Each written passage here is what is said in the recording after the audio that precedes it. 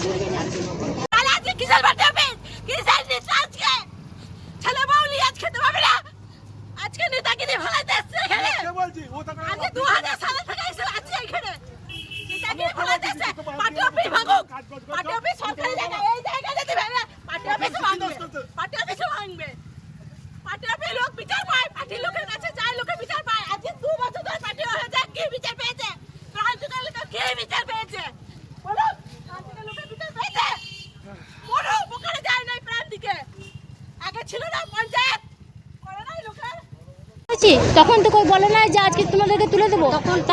তারপরে বললো যে যখন দোকান 3 বার ভেঙে দিল আমাদের দোকান, ঠিক আছে, আমরা ছাড়িয়ে নিলাম। আবার বললো তোমরা প্লাস্টিক দিয়ে বাঁশ বাতা দিয়ে করো আর তুলবে না। আমরা তাই করলাম। এত ঝড় বৃষ্টি হচ্ছে, ছোটো ছেলে নিয়ে আমরা এমনি করে আগুলে এক জায়গায় চুপ করে পলিথিন ঢাকা নিয়ে বসে আছি। তখন করে আমাদের আমাদের কাউন্সিলররা করে হেল্প করলো না, একটুকু হেল্প করে নাই আমাদেরকে। ওই ছোটো ছোটো বাচ্চা নিয়ে আমরা পলিথিন মুড়ে দিয়েছিলাম এই ফাঁকা আকাশের ওপরে, তখন আমাদের একটু হেল্প করা নাই। আজকে আমাদের ভাতের উপরে ছাই, বাড়া ভাতের ছাই দিয়ে চলে গেল। আমাদের একটা বহু দিনের পুরনো দোকান, তাই আমরা চাই আমাদের পুনর্বাসন হোক। আর এখানকার আমাদের মন্ত্রীর কাছে সবাই মিলে যাওয়া হয়েছিল। ফুলের মালা এবং কবিগুরু রবীন্দ্রনাথের ঠাকুরের মূর্তি, মালা, সমস্ত কিছু, মিষ্টি, সমস্ত কিছু নিয়ে যাওয়া হয়েছিল। উনি বলেছিলেন এমনি বাঁশ বাতা দিয়ে আর প্লাস্টিক দিয়ে করতে দোকান। তারপরেও কিন্তু আমাদের এখানে নোটিশ দেওয়া হয়েছে 3 বার। 2 বার নোটিশ দেওয়ার পরে মানে এখানে সবাই মানে মাইকিং করে গেছে যে সকাল 11টার মধ্যে ভেঙে দেওয়ার জন্য। কালের একদম এই পুজোর মধ্যে এখন আমাদের এমনই পরিস্থিতি যে আমাদের পেটে ভাতও, কাপড় জামা তো দূরের কথা, পেটে ভাতও জুটবে না।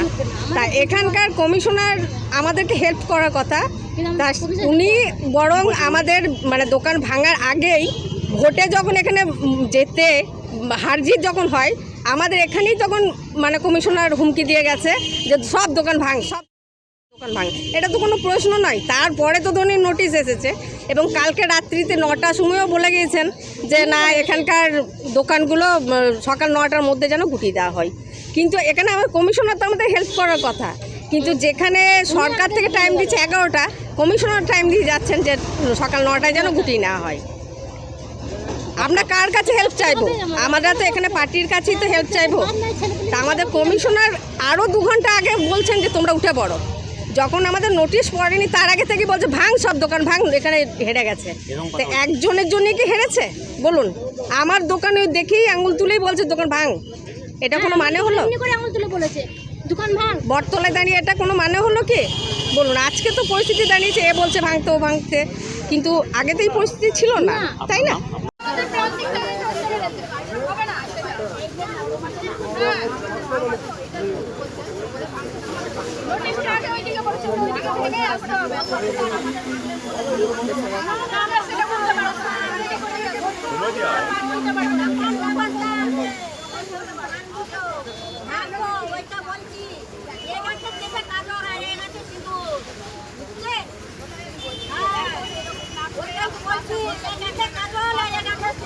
তারপরে আপনাদের ফেরত নিম পাতা, মিষ্টি পাতা, এটাই আছে এখানে। বলে এই কথাটা বলছি আমরা যে আজকে ওই সাইড দিয়ে পড়েছিল, ওই আবার থেকে হোক, ওই দিকে ভেঙে আসুক, তারপর এখানে আমরা কোনো সম্মুখীন কিছু পাইনি। এখানে লোকাল রেসিডেন্ট যারা তারা বলছেন নানা রকমের, তারা তাদের নিজেদের আত্মপক্ষ সমর্থন করার বলছেন, কিন্তু আমরা আমাদের এসএসডির তরফ থেকে আমরা অ্যাডিকুয়েট যেগুলো নোটিশ দেওয়ার সেগুলো আমরা বারংবার দিয়েছি, মাইকিং করেছি, এবং ম্যাটারটা প্রায় 1 মাসের ওপর ধরে চলছে। ওনারা জানেন সব কিছু।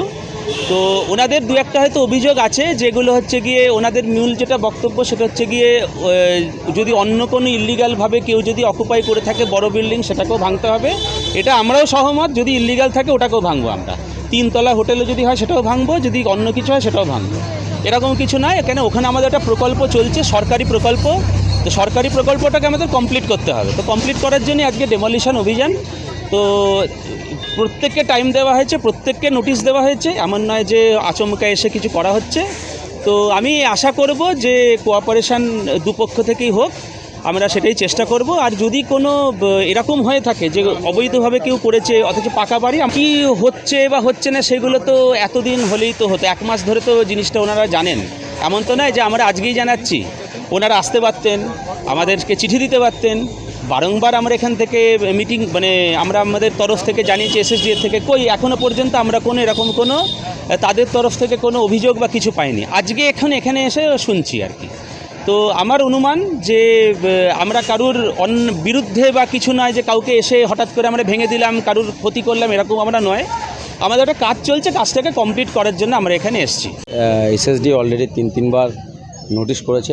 সেই বেসিসে আমরা যে এসএসডি এর চেয়ারম্যান, সেখানে সব দোকানদাররাও গিয়েছিল। মোটামুটি তাদেরকে প্রায় 40 থেকে 45 দিন সময় দেওয়া হয়েছে। কালকে রাতে দোকানদাররা সারিবদ্ধভাবে আমার কাছে গিয়েছিল। ব্যাপারটা হচ্ছে সরকারি ব্যাপার, এখানে তো আমাদের কোনো হস্তক্ষেপের জায়গা নেই। তাও আমি যে এসএসডি এর ইও সাহেব, তাকে আমি ফোন করলাম যে স্যার যদি পুজো পর্যন্ত দোকানগুলো রাখা যায়, তখন অলরেডি ওদের সমস্ত কিছু নোটিফিকেশান করা হয়ে গেছে। এবার সাধারণ মানুষ দোকানপাট ভাঙছে, তাদের তো একটু মনে সামনে পুজো, সেটা তো একটা মনে ক্ষোভ বিক্ষোভ জন্মাবে।